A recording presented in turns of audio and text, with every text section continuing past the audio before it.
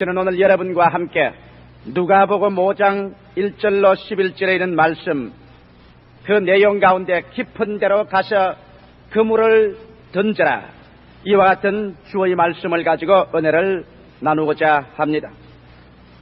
저는 베드로의 일생 중에서 가장 획기적인 변화가 일어났던 누가복음 5장 1절로 10절의 사건을 언제나 마음속에 깊이 감격을 가지고 되새겨보고 느껴보고 하는 것입니다.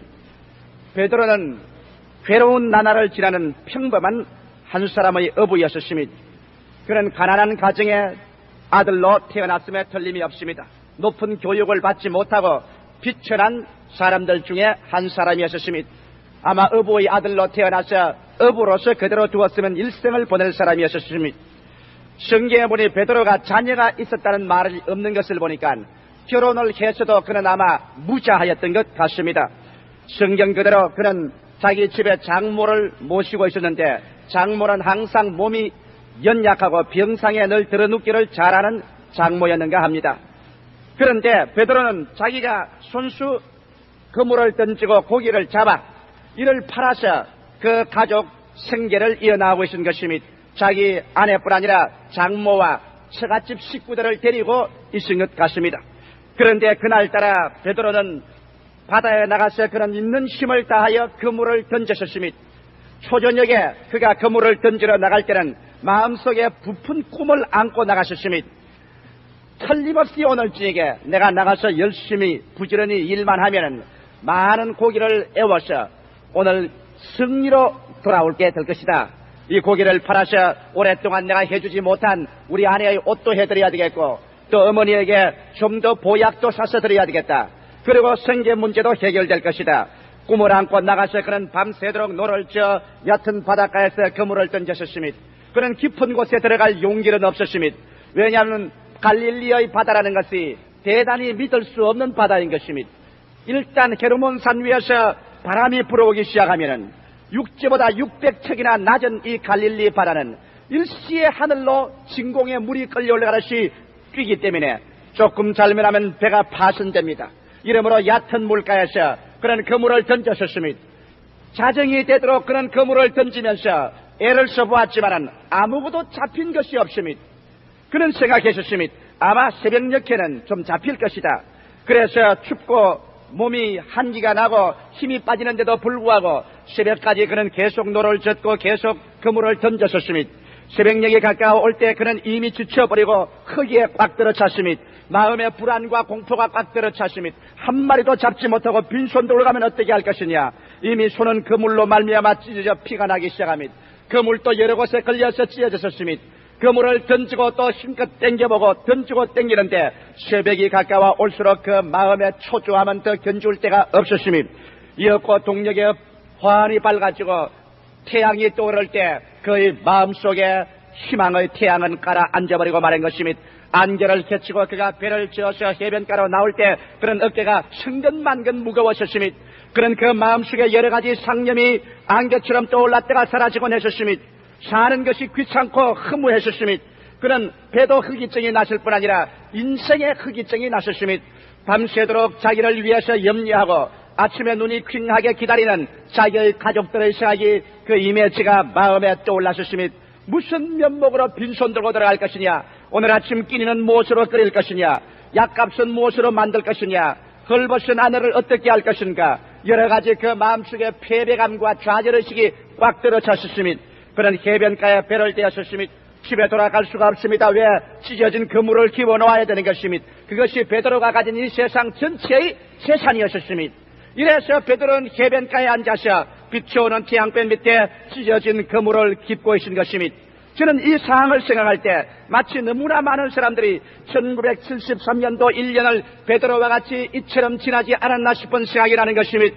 1973년도라는 주어진 인생의 바다 위에서 우리는 있는 힘을 다하여 그물을 던지고 또 잡아당기고 그물을 던지고 또 잡아당겼는데, 많은 사람들이 아무것도 잡은 것이 없이 빈손 들고 허탈한 마음으로 이제 연말의 마지막 해변가에 배를 대놓고 찢어진 나의 인생의 그물을 살펴보고 계산해보고 난 다음 이 발걸음대로 이대로 살아야 될 것인가, 자고 깨고 먹고 자고 깨고 먹는 반복 속에서 아무런 가치와 삶의 목표를 얻지 못하고 이 발걸음대로 살다가 이 발걸음대로 북망상천으로 가야만 되겠는가? 이와 같은 여러 가지 상념이 12월 31일이 되면 우리의 마음속을 걷잡을 수 없이 지나가곤 하는 것입니다. 오늘 이 시간에 베드로가 해변가에 앉아서 허기찬 인생을 부둥켜 안고 그런 여러 가지 고민과 상념 속에 어덕일 때 그의 생애 속에 일대 혁명적인 사건이 일어났던 것입니다. 베드로의 전 세계를 변화시키고 그 변화된 베드로로 말미암아 전 사회와 세계가 변화받는 위대한 기적의 순간이 베드로에게 다가오게 된 것입니다. 저는 바로 이와 같은 기적의 순간이 오늘 여러분의 생애 속에 다가옴으로 말미암아 74년 전은 여러분 자신이 변화받을 뿐 아니라 여러분의 이웃과 우리 한국 사회와 조국과 세계를 변화시키는 위대한 기적적인 역사가 여러분의 생애 속에서 나타나기를 바라마지하는 것입니다. 베드로가 체험한 것은 무엇이었습니까? 그는 자기의 스스로의 운명의 슬픔 속에 취하여 주위 환경에 일어나는 사항을 관찰하지 못하고 있었는데 갑자기 수없이 많은 무리들이 예수 그리스도를 옹이하고 밀고 오는데 예수님은 많은 무리들이 서로 붙잡으려고 하며 그게 잡히지 않으려고 앞서서 총총걸음으로 오시더니 그대로 베드로의 배 위에 뛰어들어 올라앉으셨습니다. 그러고 난 다음 베드로 보고 주님께서 명령하셨습니다. 이 배를 조금 바다 속으로 밀어 넣어라. 베드로는 엄격결에 주님의 그 권위에 찬 말씀에 질려서 그런 배를 조금 저 바다 안으로 넣었습니다. 예수는 배에 앉으셨습니다. 그러고 난 다음 예수께서 무리들에게 하나님 말씀을 강의하십니다. 베드로는 조금 앉아서 예수 그리스도의 그 말씀에 귀를 기울여 보았습니다. 예수 그리스도의 말씀에 귀를 기울이자 말자 그는 마치 어떤 깊은 곳으로 끌려 들어가는 사람처럼 마치 엘리베이터를 타고 깊이 내려가는 것처럼 그 마음 전체가 그리스도의 말씀에 사로잡혀 끌려 들어가는 것을 느꼈습니다. 그리고 난 다음 예수 그리스도의 말씀이 그 마음속에 들어오자마자 이상한 변화가 일어나기 시작한 것입니다. 그 마음속에 구름과 안개가 점점 사라지고 절망이 점점 사라지고 무언지 모르게 새로운 창조와 생명이 있는 역사가 그의 마음을 배 밑바닥 속에서 점점 채워 올라오는 그 희한한 체험이 베드로의 생애 속에 나타난 것을 보았습니다. 그는 그물을 깁는 것을 잊어버렸습니다. 배고픈 것을 잊어버렸습니다. 가족이 기다리고 있는 것조차 잊어버렸습니다. 그는 그 마음속에 예수가 점점 가득 채워지자 예수 그리스도가 그 마음을 점령하자 그만 그리스도의 임재하심이 그에게 허기증과 절망과 슬픔과 좌절감과 괴로움이 다 없어져 버리고 그의 마음 가운데 예수 그리스도로 말미암아 넘쳐나오는 치료와 영광과 생명과 위대한 창조적인 신념이 그의 배 밑을 부여잡고 그의 가슴을 뿌듯하게 만들어 놓고 말한 것입니다. 그러자 예수께서 온갖 말씀을 다 마치시고 난 다음에 얼굴에 상기된 베드로를 바라보시고 난 다음 말하셨습니다. 밤새도록 그물을 던져도 찢어진 그물만 갖고 아무것도 잡지 못한 당신 내 말을 들으시오. 이제 깊은 데로 배를 저어 가십시다. 베드로는 그 말을 듣고 난 다음 꿈에서 깬 것만 같았습니다. 그리고 예수 그리스도의 얼굴을 다시 쳐다보았습니다. 이분이 누구신가? 깊은 곳으로 배를 저어 가자는 사람이 갈릴리 바다의 풍랑이 얼마나 믿을 수 없다는 것을 모르는 사람 아닌가? 이분은 학자요 종교가치 어부는 아니지 않은가? 이분이 어째 어업에 대해서 그 물던일에 대해서 간섭을 할 수 있는가? 이 사람이 어떻게 그런 말을 할 수 있는가? 베드로는 응격길에 말하셨습니다. 아니올시다. 깊은데요? 나는 왜 어째 밤새도록 이곳에 그물을 던졌으나 잡은 것이 하나도 없는데요? 그러나 예수 그리스도는 조금 더 굽히지 않습니다. 주님은 베드로에게 말씀한 그대로 그 말씀 뒤에 서서 깊은 곳으로 가자는 지시를 그대로 했었습니다.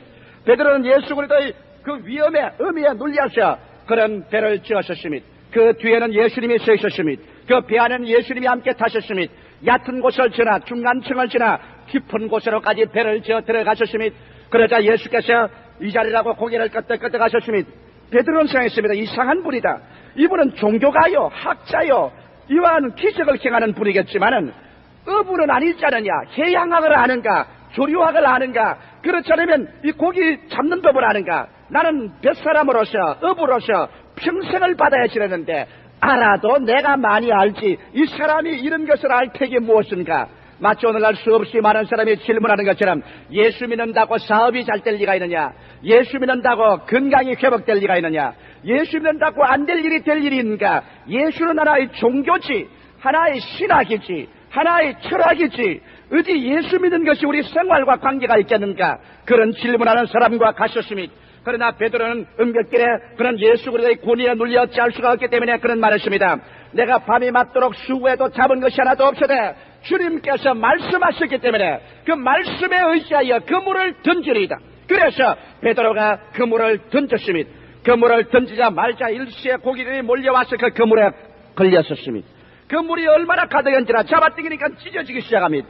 베드로는 혼자 그물로 감당할 수 없습니다. 자기의 배에 고기를 채우고 친구들의 배를 손질해서 와서 그곳에 고기로 채웠었습니다.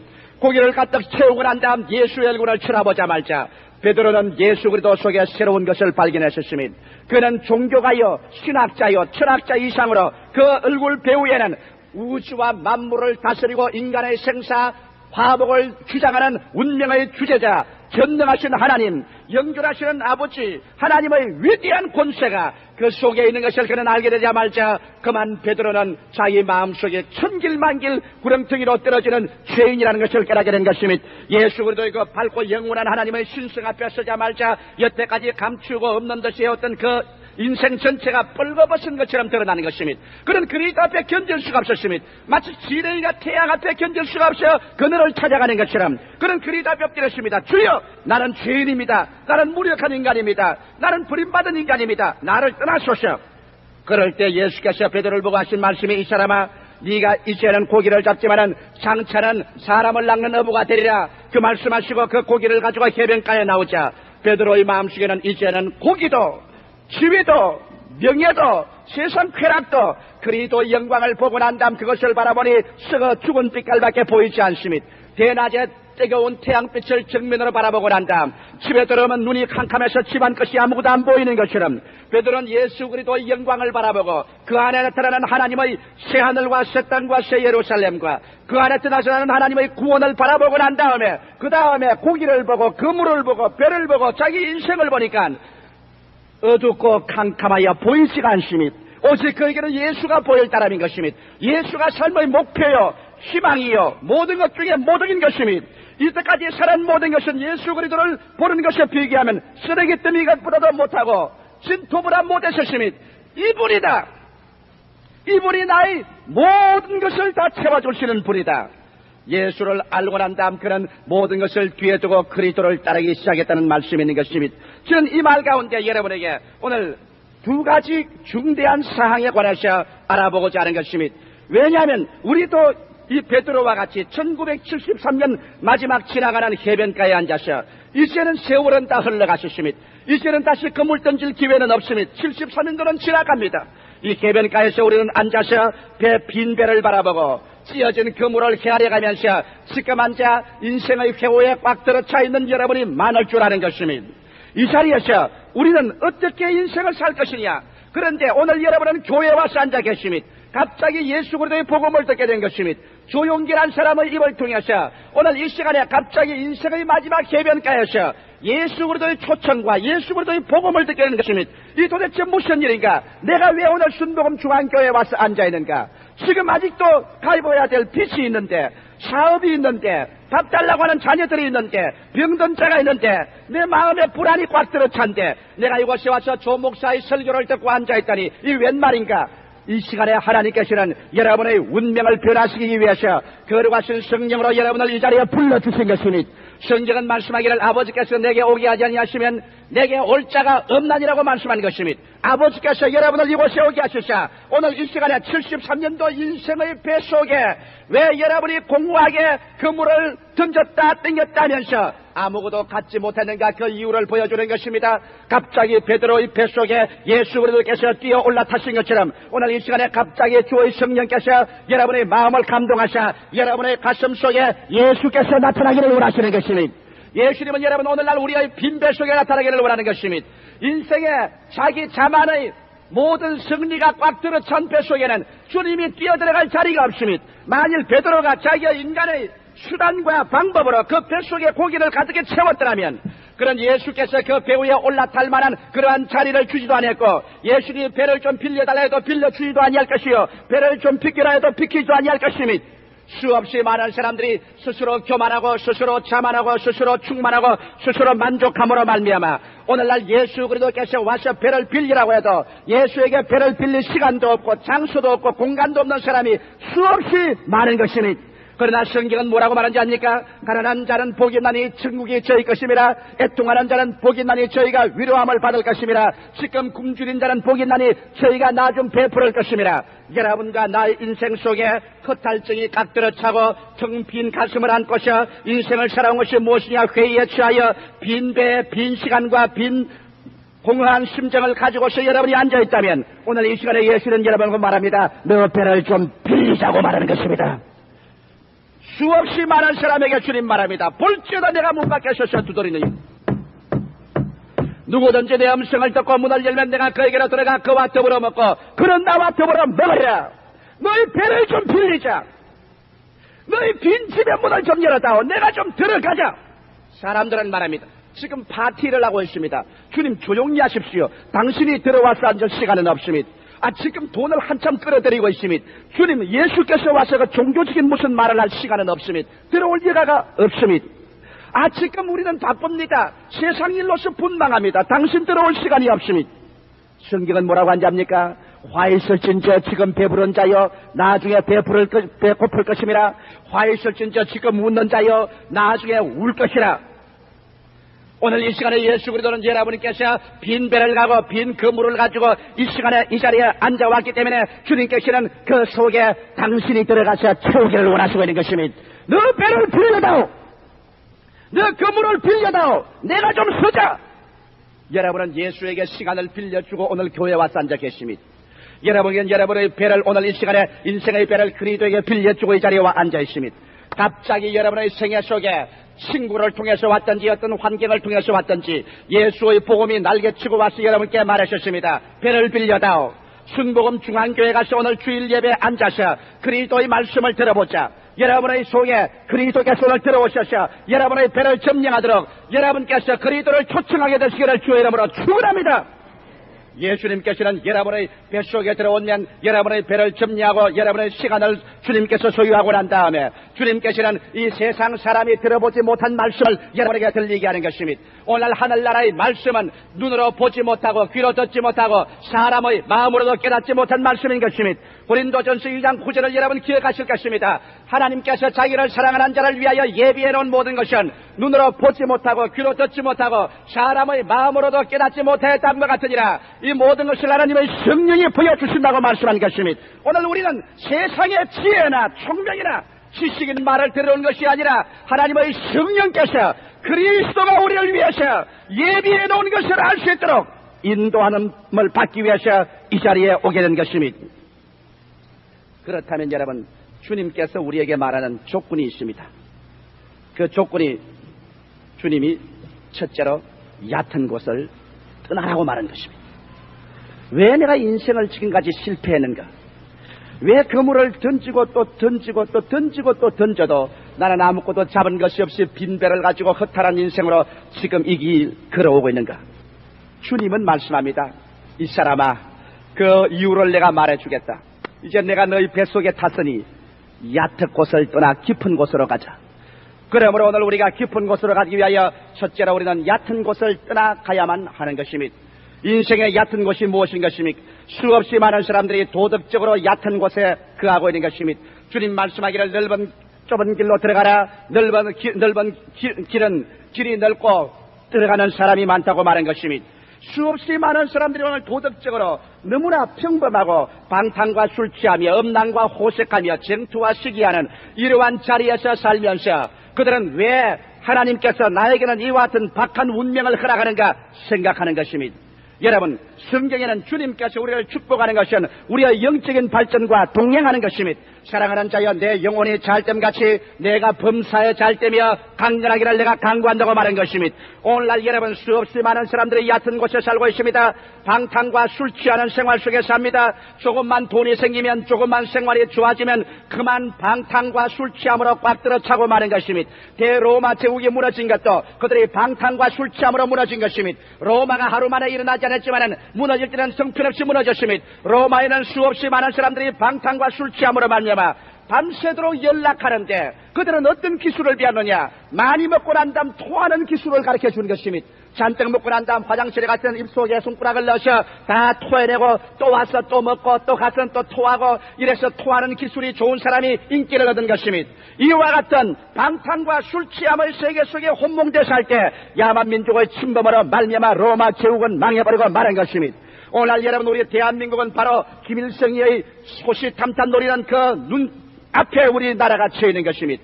오늘 우리의 여러분 정치적, 경제적, 사회적 모든 환경은 안정되고 우리가 불안과 요동의 아무런 징조가 없이 일치 단결에 있어야만 이 김일성의 모험을 우리가 피할 수가 있는 것입니다. 나는 볼 때 김일성이는 벌써 환갑이 넘어 70기를 향해 있는 것입니다. 그는 수없이 많은 비행기와 탱크와 배를 준비했습니다. 안 써먹으면 비행기는 녹이 있습니다. 한 번씩 하루 한 번씩이라도 공중에 띄워야 됩니다. 탱크도 전부 다 그 기름칠해야 됩니다. 안 써먹으면 녹이 있습니다. 배도 그렇습니다. 비행기와 탱크와 이 모든 배를 유지하기 위해서 막대한 자금을 들여야만 됩니다. 이러기 때문에 김일성은 마음에 초조해진 것입니다. 이러므로 말미암아 내가 늙기 전에 빨리 써먹어야 되겠다. 안 써먹으면 다 썩어져 버리니까 막대한 돈을 들이고 썩어지는데 이제 나는 나이가 60이 넘어 70이 되었으니 살 길이 얼마 안 남았다. 에라 도박을 한번 해보자. 그까짓것 내 죽고 난 다음에야 잘 되고 못 될 거 있을겠느냐. 사람들 내가 10년 이상 더 살겠는가. 그러므로 이까짓것 한번 써먹어 보자. 그렇게 하는 노망이 들 수 있는 위험성이 다분히 있는 것입니다. 만일 그가 노망이 들면은 노망된 사람이 국제 정세를 생각합니까? 사회 정세를 생각합니까? 자기 민족이 망할 것 생각합니까? 히틀러와 같이 일본 동조 연기와 같이 모험을 하지 않겠습니까? 만일 그래서 그 대준비한 비행기와 탱크와 함정을 써먹겠다고 달라들어 온다면 여러분 우리가 어떻게 하겠습니까? 오늘날 시대처럼 우리 한국 사람들은 방탕과 술 취하지 말며 정신을 차리고 우리의 허리춤을 묶어서 마음과 정신을 가득 세워서 우리의 이 세대를 무사히 넘길 수 있도록 마음의 다짐을 가져야 될 필요가 있는 것입니다. 어찌하든지 우리의 도덕적으로 우리가 와해되고 방탕되기 시작하면 절대로 안 됩니다. 좀 더 수출해서 돈을 벌었다고 해서 흥청망청하여 아무 곳이나 쓰는 것은 바요, 쓰는 것은 그저 술집이요, 쓰는 것은 방탕이요, 기생들이요, 오락이요 이렇게 나간다면 오늘 정신적인 환경은 우리 완전히 저해돼버리고 말고 회의전 이 가운데서 우리 한국이 또 어찌 될지 어떻게 알겠습니까? 우리 옛날에 개방되고 난 다음 당파 싸움에 당파 싸움, 정치 싸움에 정치 싸움으로 어지러우면서 큰 소리 꽝 한 것이 기억납니다. 아침은 사리원에 가서 먹고 점심은 저녁은 평양에 가서 먹는다고 큰 소리 할 때 나도 그것이 참말인 줄 믿었습니다. 그때 저는 학교 다니면서 야 대한민국이 그렇게 힘이 세고 강하고 좋구나 참말이구나. 그런데 전쟁에 나가보니까 아침은 사리원에서 먹고 저녁은 서울에서 먹는 지경이 되고 말한 것입니다. 이러므로 여러분 우리는 정신을 차리고 있어야 됩니다. 예수께서도 말씀하기를 말세에는 수많은 사람이 생활의 염려와 방탕으로 말미암아 그 마음이 둔하여지고 그날이 듣고 같이 말이라고 말한 것입니다. 오늘날 마귀는 자기의 때가 얼마 남지 않은 것을 알고서 온 세계에 임하여서 세계 모든 사람의 정신을 혼미케 하기 위하여 방탕과 술 취함으로 세계를 안개와 구름같이 덮고 있는 것입니다. 이러므로 택한 사람까지라도 음란과 방탕으로 말미암아 이 세계의 정신을 차리지 못하게 하는 것입니다. 여러분 이스라엘 백성이 하나님의 택함을 받고 광야에 나왔다가 음란하고 방탕하다가 하루에 34,000명이 죽음을 받은 것입니다. 오늘 우리 예수 믿는 사람들이 가장 조심해야 될 것은 이제 마지막 때입니다. 우리의 도덕적인 수준을 저하시키시는 안 됩니다. 우리는 세상에서 소금이요 세상의 빛입니다. 교회가 일어나서 도덕적 정신적으로 오늘 우리 한국 사회에 빛이 되고 소금이 되어야 될 것입니다. 이러므로 우리는 오늘 도덕적인 얕은 해변가를 떠나서 방탕과 술 취하고 세계적인 정황이 음란과 호색으로 가득 차 있는 것입니다. 방탕과 술 취하면 정상적인 판단력과 정신자세를 그르치고 음란과 호색은 인간으로 하여금 가장 비참한 하나님의 저주를 받게 하는 것입니다. 성경 하나님께서 말씀하기를 모든 죄는 다 몸 밖에 있으되 음란과 호색은 자기 몸에게 죄를 짓는 것이라고 말하셨습니다. 너희 몸은 하나님의 성전이라. 하나님의 성령이 너희 몸 가운데 거하는 것을 알지 못하느냐. 하나님의 성전을 더럽힌 자는 하나님이 멸하시라고 말한 것입니다. 성경에 하나님께서 주님이 친히 택한 백성이라도 언제 멸하느냐 하면 음란과 호색할 때 주님은 택한 백성도 멸망시켜버리고 말한 것입니다. 이러기 때문에 오늘날 음란과 호색의 얕은 해변가를 떠나야만 되는 것입니다. 그 다음 쟁투와 시기하지 말라고 로마서 13장 12절로 13절에 말한 것입니다. 오늘날 여러분 쟁투와 시기 이것이 우리의 가슴 속에 우리의 가정과 사회에 빠뜨려 차서 서로 물고 찢고 서로 헐벗고 헐뜯고 쟁투와 시기 속에 정신을 차리지 못할 동안에 우리는 다 배후에 신앙을 도적맞고 안녕을 도적맞고 평화를 도적맞고 말 것입니다. 이러므로 성경 말씀대로 쟁투와 시기지 하지 말고 이럴 때수록 깨어서 기도하며 주님을 바라보고 하나님 중심으로 서서 나가라고 한 것입니다. 이러기 때문에 오늘 이 시간 1973년도를 보내면서 우리는 이 얕은 도덕적인 해변을 떠나야만 됩니다. 우리는 결심하여 술 취하는 사람은 술 취하지 말며 방탕하는 사람은 방탕을 버리고 음란과 호세하는 사람은 그 길을 끊으며 쟁투와 시기 속에 여념이 없는 사람은 이를 버리고 단정한 신앙으로 주님 중심으로서는 생활로 돌아와야 될 것입니다. 우리는 도덕적으로 얕은 해변을 떠날 뿐 아니라 정신적으로도 얕은 해변을 떠나야만 되는 것입니다. 정신적으로 얕은 해변을 떠나다니요, 이 무슨 말입니까? 여러분, 새해라는 것은 하나님이 주신 하나의 시간과 공간입니다. 이것은 아무 것 없이 우리가 다가왔지만은 새해는 요리해야 됩니다. 새해를 요리하는 솜씨는 어디에 있는 것입니까? 사주팔자입니까? 손금이 여러분의 새해를 요리합니까? 골상학이 여러분의 새해를 요리합니까? 여러분 사주가 여러분을 요리합니까? 아니요! 여러분의 정신적인 자세와 바탕이 새해를 요리하는 것입니다. 우리는 새해를 받아들였습니다. 그러나 이 새해가 우리의 마음의 해변가에 부딪힐 때 이 새해를 어떻게 요리할까 한 것은 여러분의 마음의 자세에 놓여 있는 것입니다. 이러기 때문에 잠언서 3장에 지킬 만한 것보다 내 마음을 지켜라 생명의 근원이 거기에서 나온다고 말하셨습니다. 여러분의 74년도의 새해는 여러분의 가슴 속에는 마음의 자세가 요리하여 여러분의 새해를 만들어내게 되는 것입니다. 그러면 어떠한 얕은 정신적인 상황에서 우리는 벗어나야 되는 것입니까? 좌절감과 실패와 절망감에서 벗어나야만 되는 것입니다. 나는 어제 그저께 신문을 보니까 재수생한 사람이 대학교 예비고사에 떨어지자 외아들인데 그 어머니에게 미안하다고 편지 한 통을 써놓고 난 다음 자살했다는 말을 읽어보았습니다.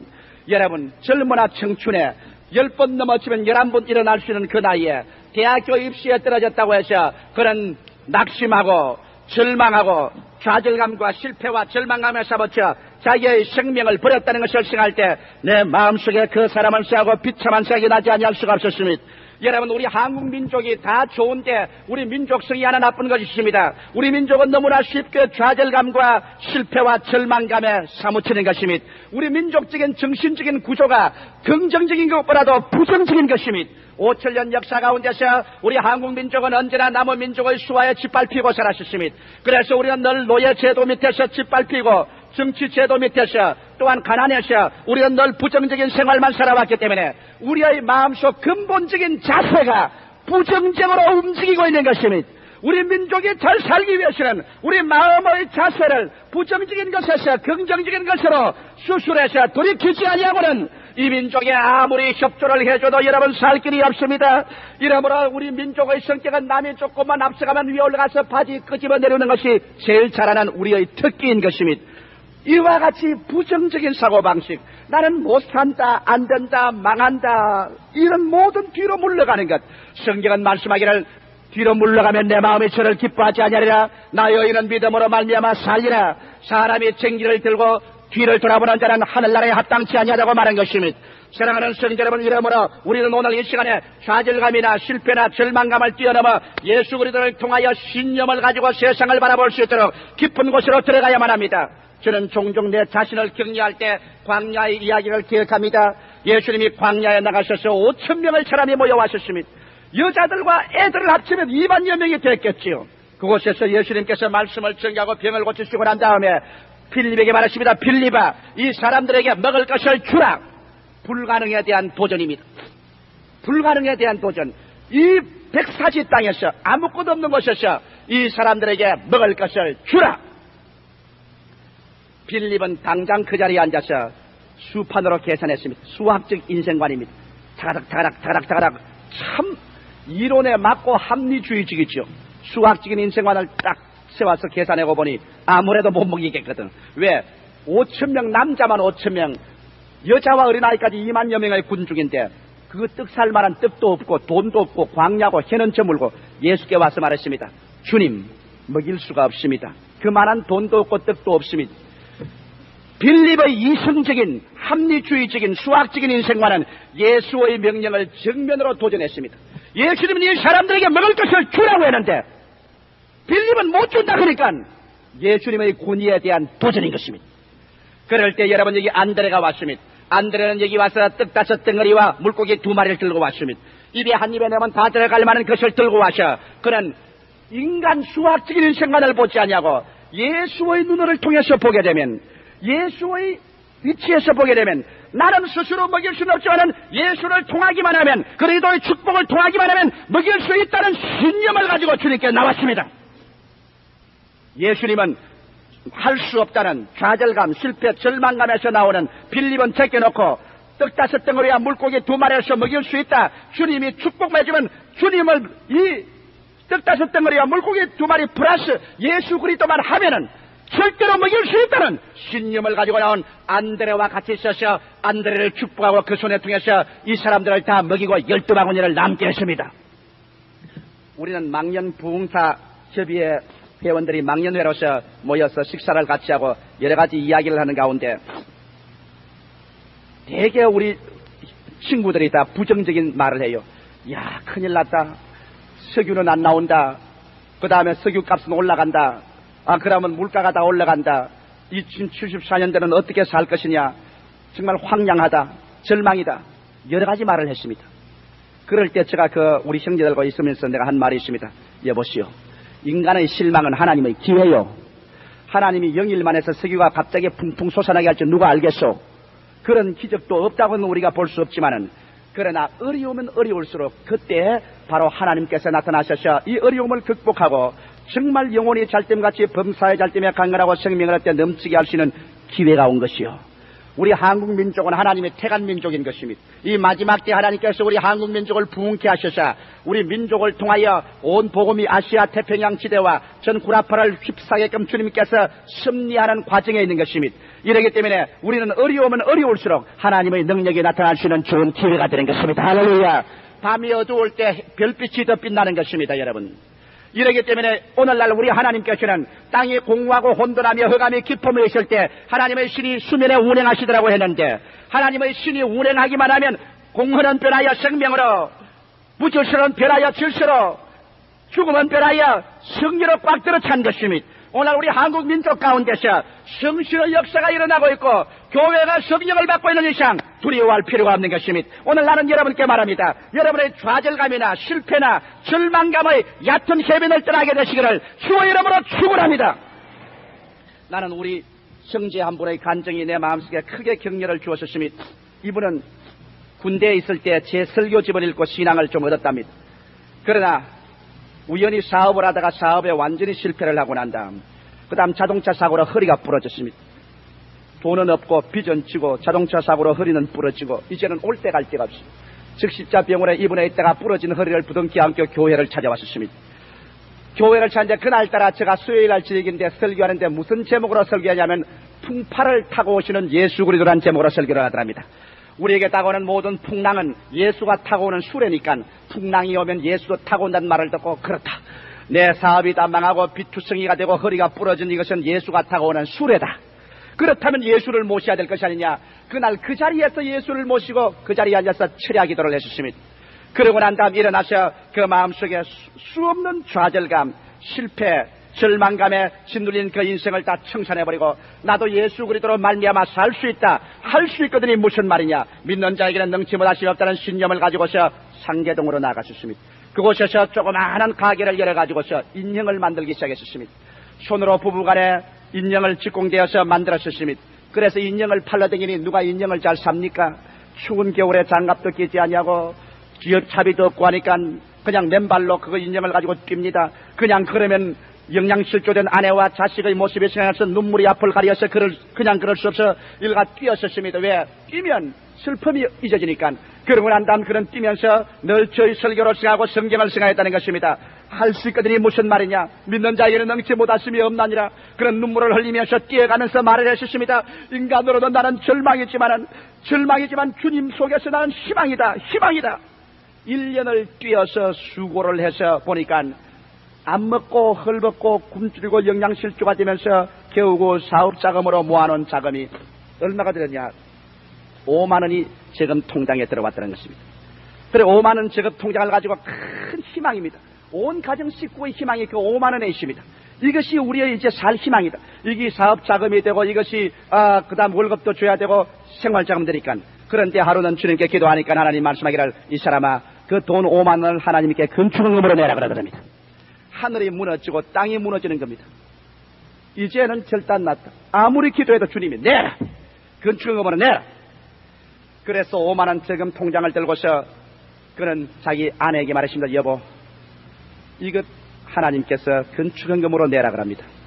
부인이 얼굴이 백지장같이 되리면 눈알이 펑해지더랍니다. 그럼 처음 아니 당신 실승을 해서 올바른 말로 말을 하오. 그래서 여보 나는 예수 믿고 하나님 섬기는 것이 내 전체 생애의 희망이 아니요. 하나님께서 내 마음속에 이것을 주께 드리라고 하니 내가 안 드릴 수가 있겠소. 그러니 내어놓겠습니다. 부인이 좋소. 오늘부터 당신하고 나하고는 갈라쓰는 거요. 이제 내가 무슨 희망으로 살란 말이요. 1년 내내 굶주리고 애를 쓰고 힘써서 모아놓은 재물 5만 원을 하나님께 바치면 이제 나는 무슨 희망으로 사오. 그런 당신하고 내가 무슨 희망으로 살겠소. 이제 당신 혼자 잘 사시오. 나는 갑니다. 그러지만 부인이 일어나지만 농장을 열고서 옷가지를 사서 안녕히 계십시오. 그러면 떠납니다. 자, 절망에 다가왔습니다. 이제는 한 사람 가정에 동료인 부인조차 떠나고 말았습니다. 하나님의 말씀을 순종할 것이냐 절망에 깔아앉을 것이냐. 그러나 그는 그 돈 5만 원을 가지고 하나님께 부르짖어 기도를 했습니다. 하나님 나는 이것 마지막 내가 가진 것을 주님이 명령하기 때문에 주 앞에 내놓습니다. 내가 하나 하는 것은 없는 것에서 있게 하시고 죽은 자를 살리시고 하나님이 할 수 있거든이 무슨 말이냐. 믿는 자에게는 능치 못하심이 없다 하시니 5만 원을 드리고 빈손 들고 뛰더라도 주님께서 내 사업체를 운영해 주시고 사업체를 축복해 주셔서 머리가 되고 꼬리가 되지 않을 줄 믿습니다. 그는 좌절과 실패와 절망하기를 거부했습니다. 그래서 그 5만 원을 2만 5천 원 떼서 교회에 내버렸습니다. 한 열흘 지나고 난 다음 그 부인께서 친정에 가 있다가 도로 돌아오셨더랍니다. 그래서 그는 이제 자금이 없습니다. 하나님 이제는 나는 아무것도 할 수가 없습니다. 이제는 정말 빈손 들었습니다. 이제는 어찌할 수가 없습니다. 그런데 그날 시내에 나왔다가 택시 합성을 타고서 들어왔는데 다른 사람이 다 내리는데 운전수가 아저씨 여기 좀 앉아 계십시오. 담배 한 대 피고요. 그래서 나는 예수 믿기 때문에 담배 안 피는다니까 그럼 좀 앉아 계세요. 왜? 나가자면 합성을 또 해나가야 되는데 아무도 안 타고 있으면 사람들이 안 탈 테니까 잠시 좀 빌립시다. 좀 앉아 주십시오. 그래 그럼 빌리면 내가 앉아 주지. 앉아서 운전수하고 이야기하셔야 되는데 고향을 물으니까 동향이라. 그 다음에는 학교를 물으니까 선후배 관계라. 운전수가 아이고 형님이군요. 아이고 여기서 어떻게 삽니까?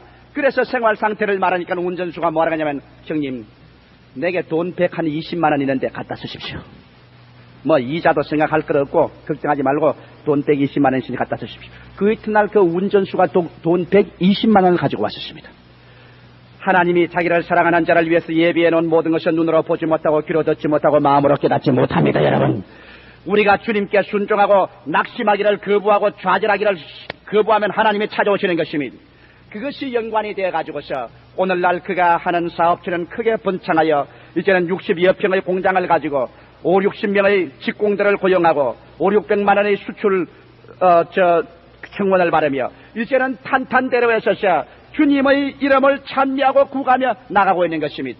나는 여러분 여기에서 크게 내가 감격하고 느낀 것입니다. 그분이 능히 좌절하고 실패하고 절망에 주저앉을 수 있는 분입니다. 왜 군대에서도 좋은 자리에 있었고 사회에서 높은 지위에 있다가 낮아서 길거리에서 맨발 벗고 인형을 보따리에 싸고 이 집 저 집 돌아다닌다는 것이 쉬운 것이 아닙니다. 그러나 그에게 다가온 세월 단지 2년 만에 그런 10년 이상씩 이 업을 하는 사람을 앞질러서 머리가 되고 꼬리가 될 수밖에 머리가 되고 꼬리가 되지 않은 것은 그는 예수 그리스도를 의지하고 그에게 다가오는 세월을 창조와 믿음으로 변화시켰기 때문인 것입니다. 할렐루야.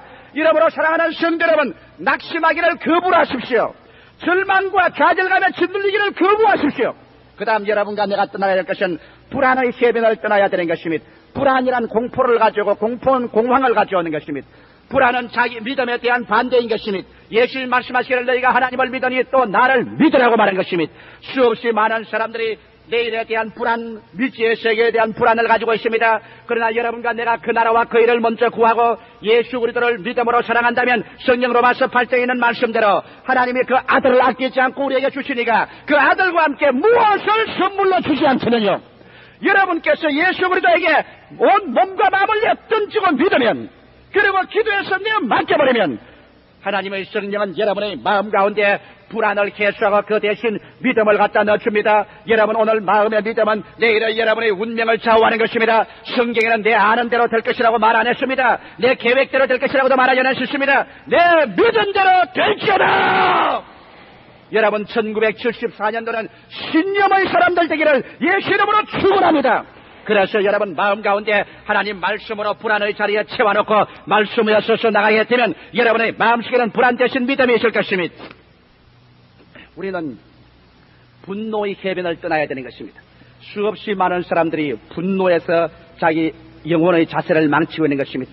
왜냐하면 사회에 대한 분노, 국가에 대한 분노, 자기 자신에 대한 분노, 이런 것을 가지고서 원망을 합니다. 두세 사람만 모여 앉으면 분노합니다.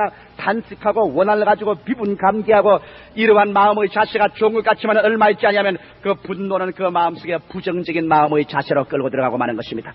사람은 성을 내고 분노를 내면은 완전히 부정적으로 되고 마는 것입니다. 한 가정에도 밥상에서 부부간에 앉아 오손도손 좋은 이야기하다가 조금만 이견이 상충되어 그만 한 사람이 분노를 해버리고 만다면 그 가정의 확인은 딱 깨어지고 파괴적인 부정적인 것으로 그 가정은 완전히 잡혀버리고 마는 것입니다.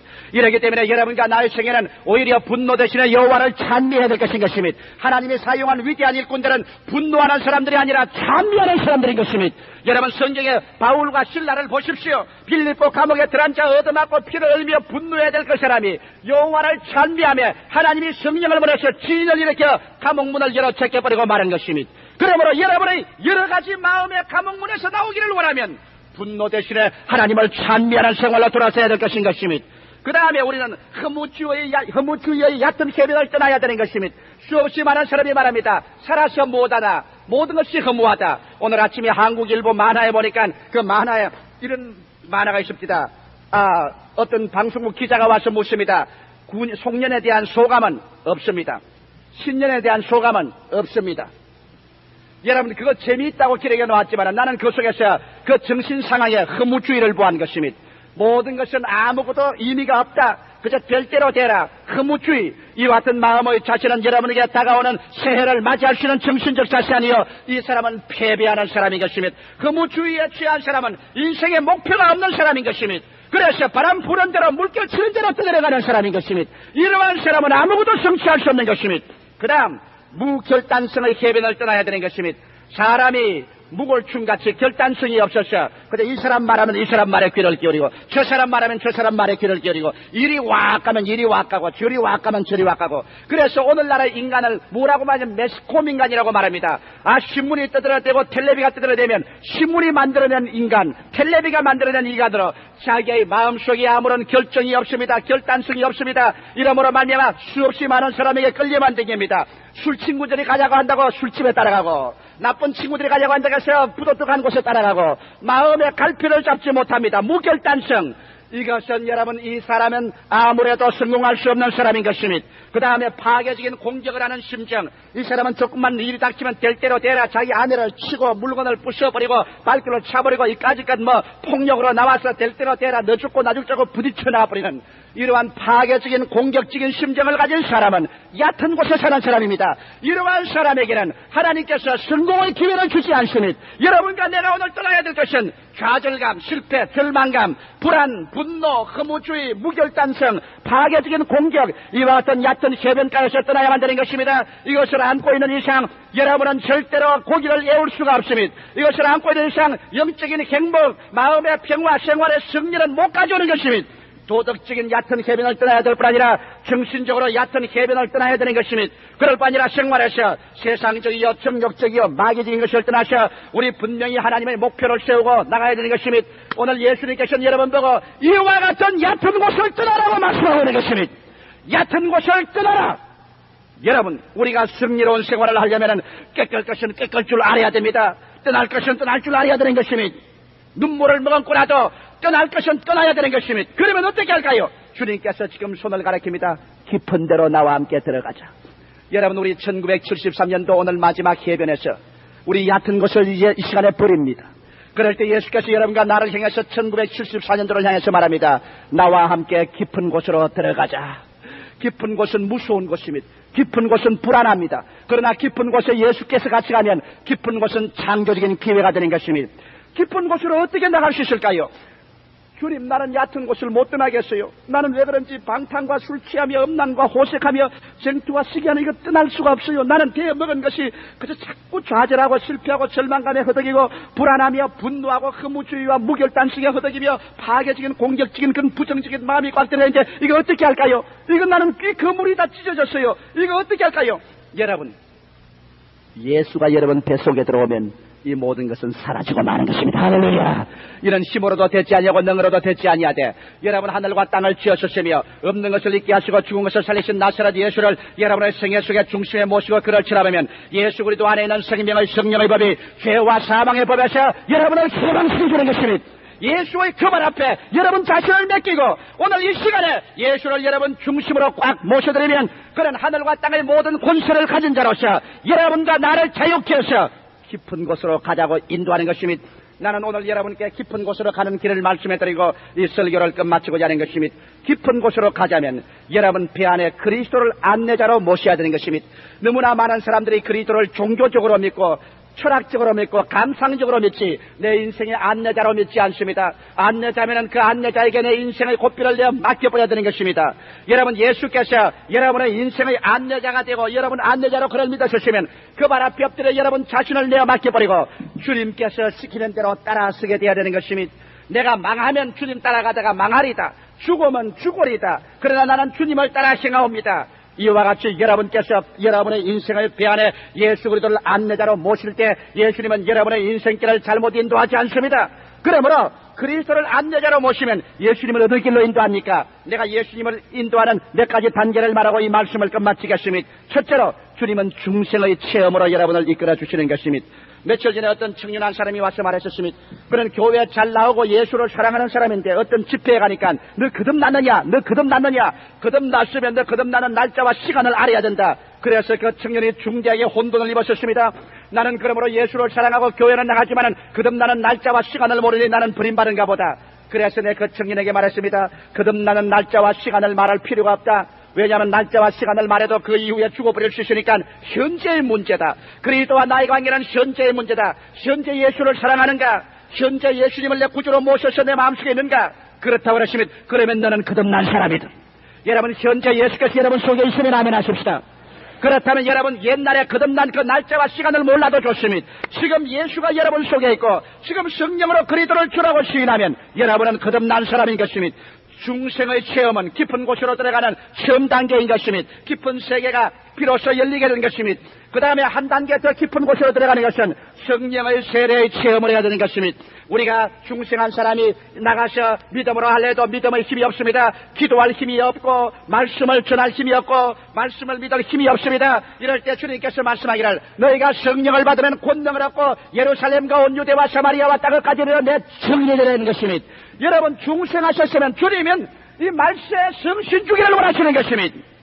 성령을 받아야 되는 것입니다. 그래서 폭탄 같은 힘을 얻어야 되는 것입니다. 여러분께서 주님께 엎드려서 기도하면 성령을 달라고 부르짖어 기도하면 주께서 성령을 선물로 주십니다. 120문도가 바른 그대로 불의 같이 갈라지는 것이 각 사람 머리 위에 임하였더니 모든 사람이 성령의 충만함을 받고 성령이 말하게 하심을 따라 다른 방언으로 말하기 시작하는 것입니다. 사랑하는 성도 여러분, 지금은 말씀입니다. 예수님 강림하실 날이 눈앞에 다가왔습니다. 죄악이 관영하고 마귀가 자기의 때가 얼마 남지 않은 것을 알고 죄악의 유혹을 하고 있는 것입니다. 이때 이것을 이겨나가기 위해서는 여러분은 어떠한 처지에 때든지 승신받아야만 되는 것입니다.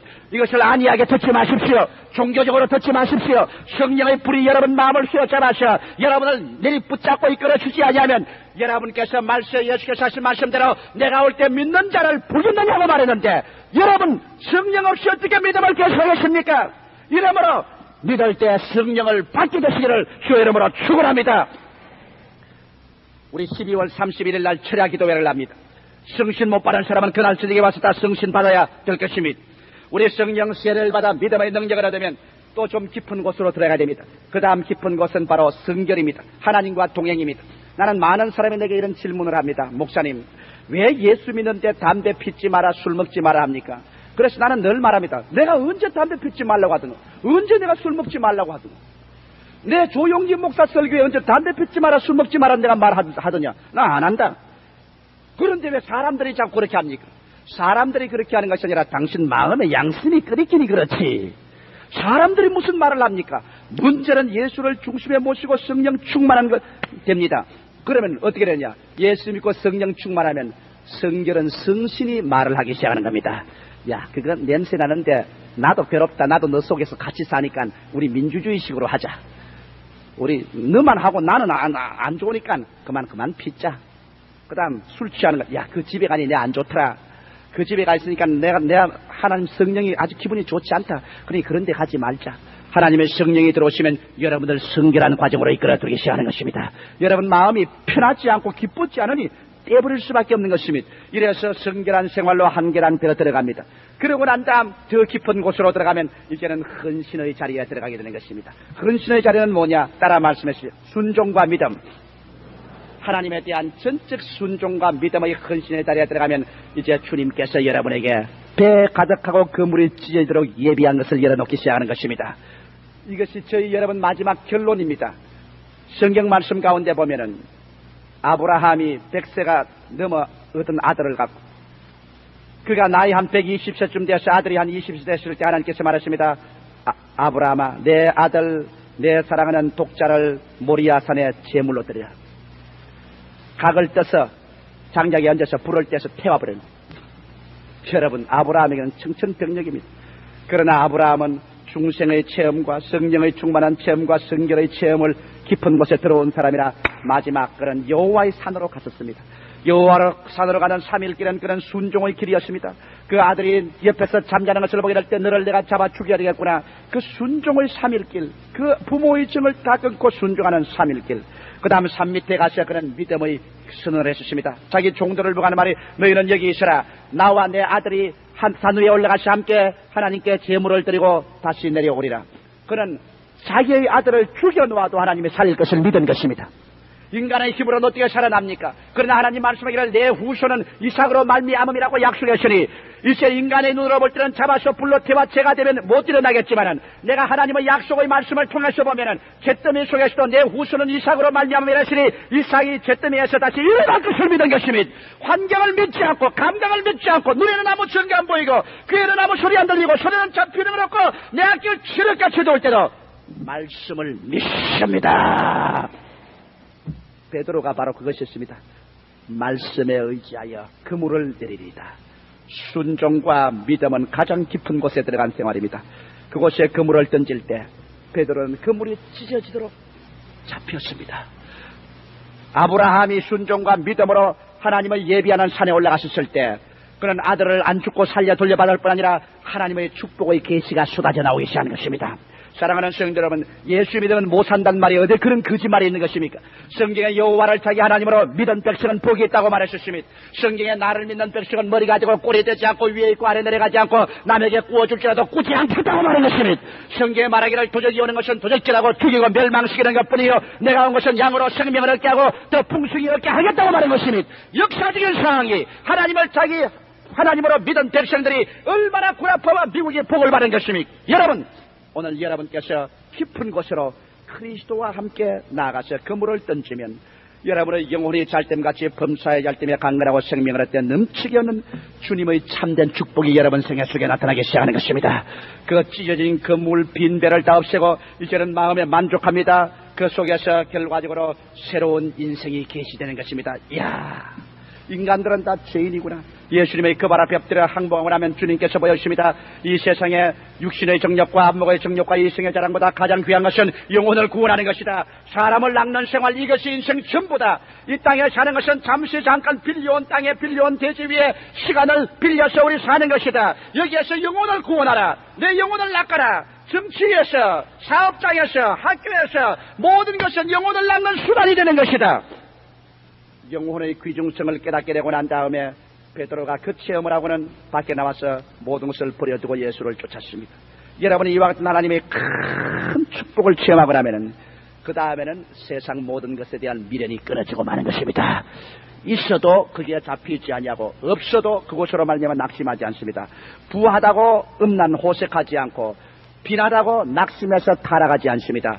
예수 그리스도만 온전히 보고 쫓아갈 수 있는 이러한 마음의 위대한 변화가 다가오게 되는 것이니 여러분 이와 같은 1974년도를 맞이하기 위해서 오늘 얕은 곳을 떠나 예수와 함께 깊은 곳으로 나아가는 여러분 되시기를 주의 이름으로 축원합니다.